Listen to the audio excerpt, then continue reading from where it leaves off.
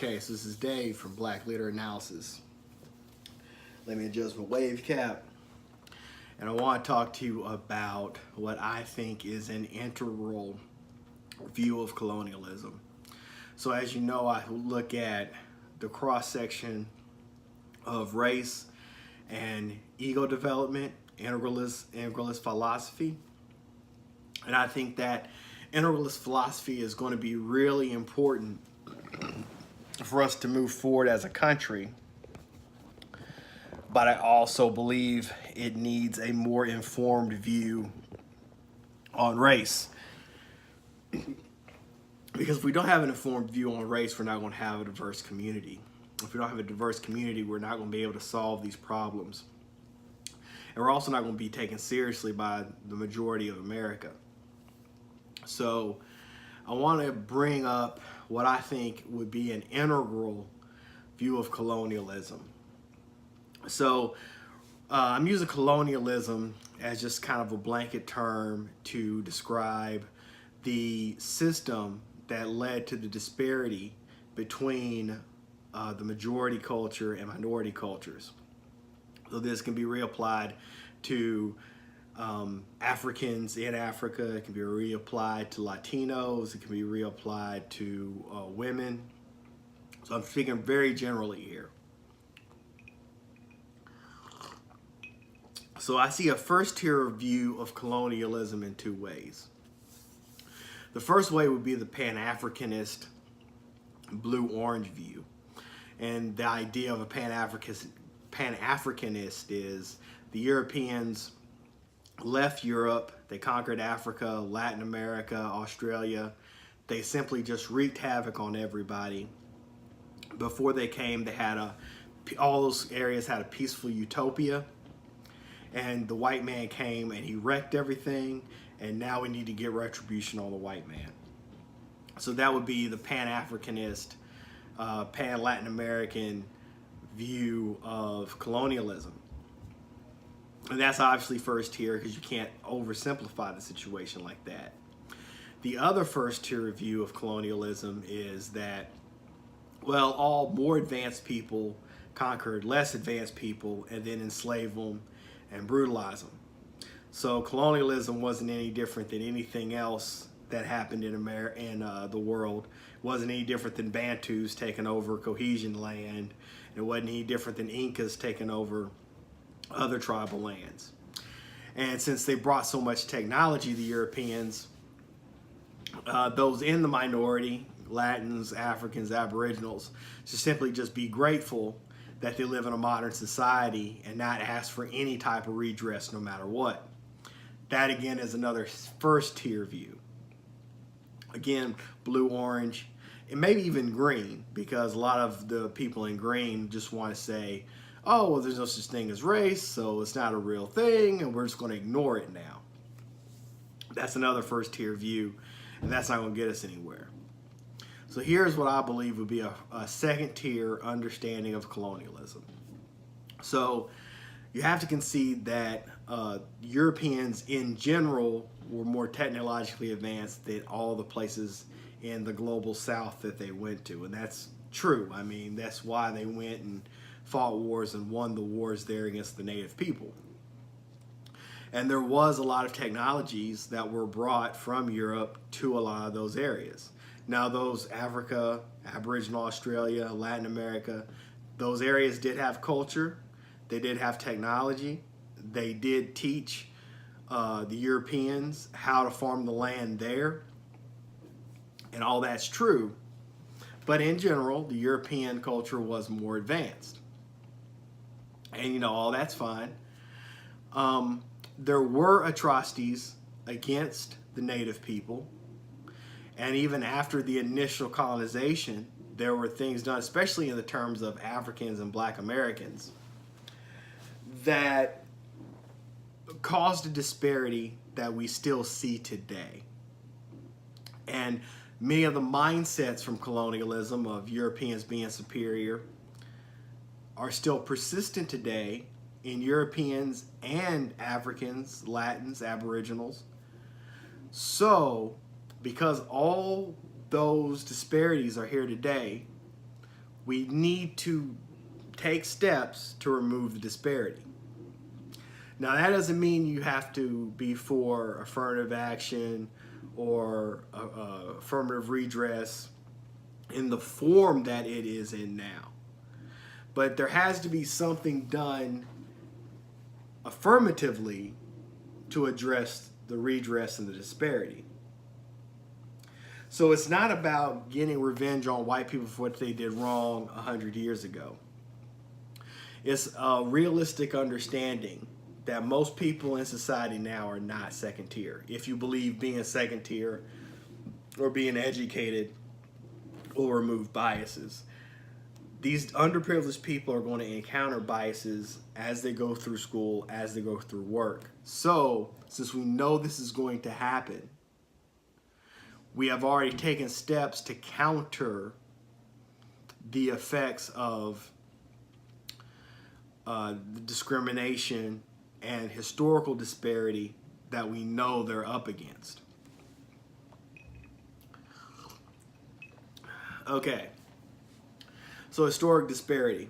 What I mean by that is, for Black Americans, for example, we were kept out of the economy in full capacity until about 1965, that time period. So let's say a black man in 1930 had a great idea.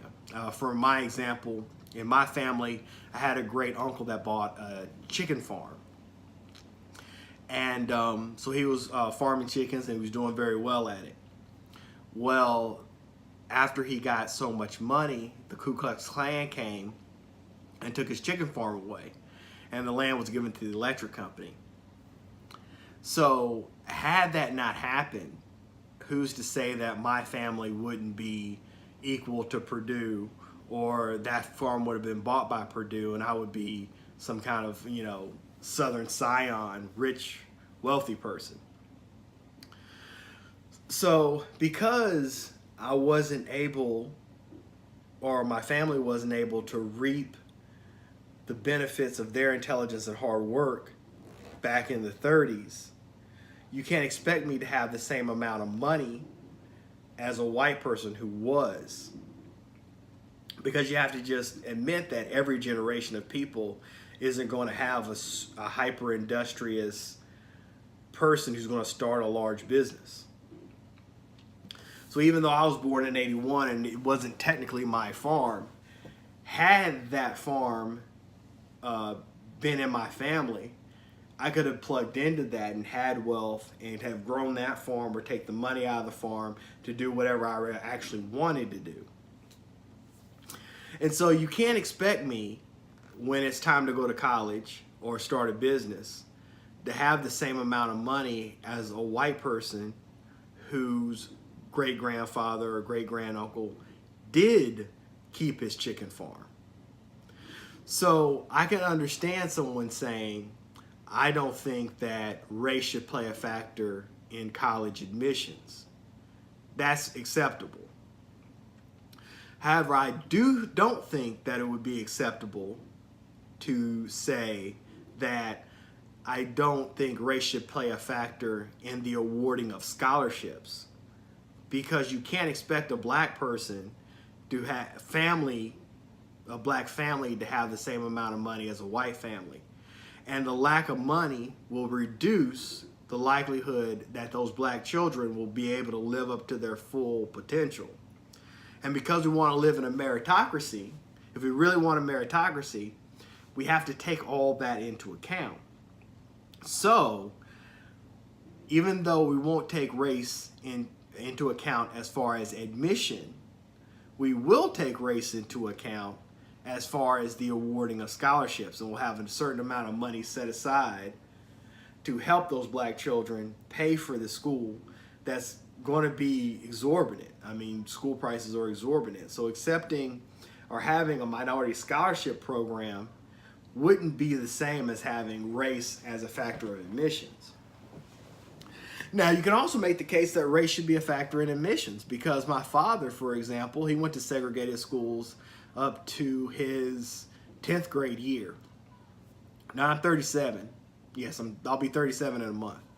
So, I mean, I'm not that old. So, let's say I had trouble in math. I never had trouble in math, but let's say I did. You can't expect me to come home and ask my father and mother how to do this math problem because they were going through segregated schools and the segregated schools weren't as good. So there's a good chance they don't know how to do this math problem, especially if it's higher order math, if you were in advanced math classes. Whereas a white person, there's a higher likelihood that he can come home and ask his parents for help. Now that doesn't mean every white kid can do that. I take into account that there were some white kids whose parents, for whatever reason, were in bad schools just because they were living in a poor area, or maybe that their dad was just really bad at math or just a really bad student. A lot of parents, white and black, simply just don't care about their kids' education. I'm not saying that there shouldn't be something done about that also. But you have to understand that race does play a factor in how kids are educated because of historical disparity. So to take race into account in admissions wouldn't be bad. However, it would, I think I can understand how someone can make the case it shouldn't be factored into admissions.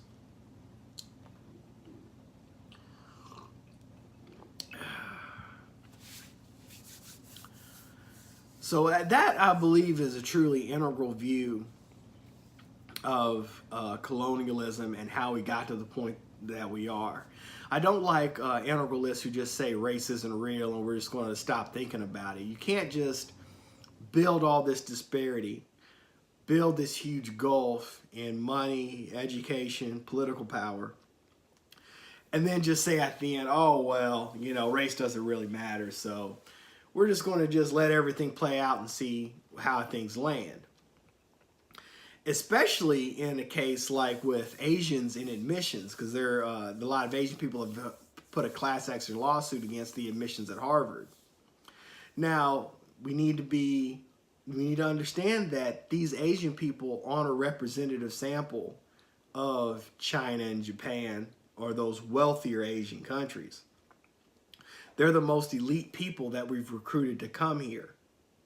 So you can make the case that because we specifically recruited these people because of their scholastic ability, they really shouldn't compete against a black child who's had everything, who hasn't had any advantages, that's from the hood, that's had it hard, you know, maybe didn't have his father around. You can't expect that kid to perform at the same level as the most elite Asian kids.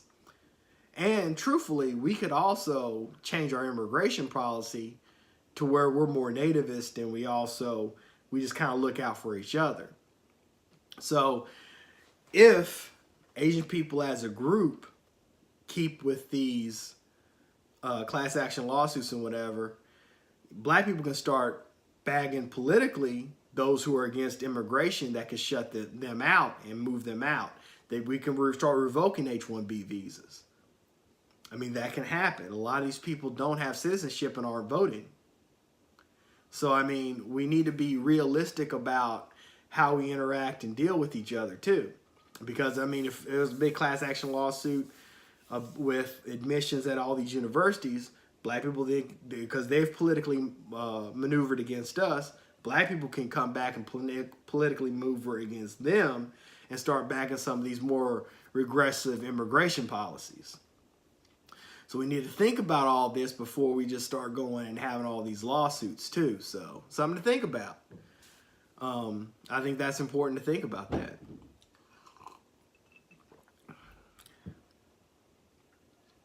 Well, that's all I really have to say for right now. So.